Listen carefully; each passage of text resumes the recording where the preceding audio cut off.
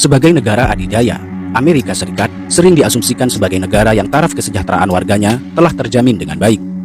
Asumsi tersebut bahkan kerap dikutip untuk menguatkan klaim bahwa sistem perekonomian kapitalisme dan tatanan politik liberal ala Amerika Serikat merupakan model terbaik bagi negara dunia ketiga untuk memajukan warganya.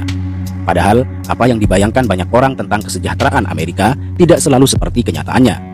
Setidaknya, hal itu tampak dari jumlah gelandangan di negeri Paman Sam yang justru terbilang tinggi.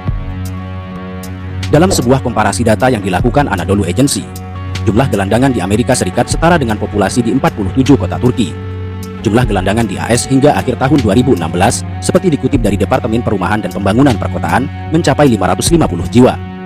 Total jumlah gelandangan itu lebih tinggi dari populasi kota Agri yang berada di timur Turki pada tahun yang sama.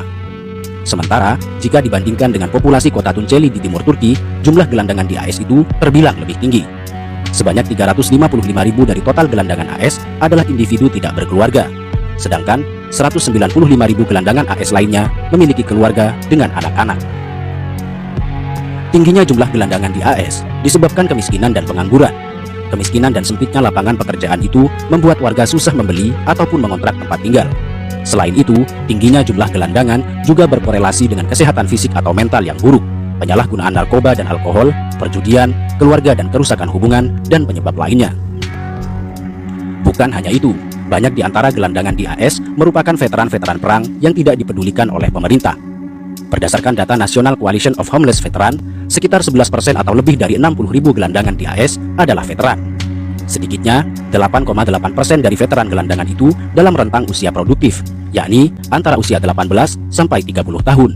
Sementara, 1,4 juta veteran lainnya menghadapi risiko tunawisma. Bahkan, sekitar 12.700 veteran yang bertempur di Irak sejak tahun 2003 menjadi gelandangan pada tahun 2010.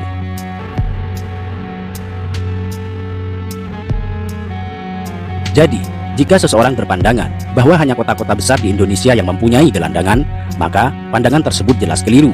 Sebab, seberapapun majunya suatu negara, pada kenyataannya ia belum menjamin semua warganya untuk hidup dengan sejahtera.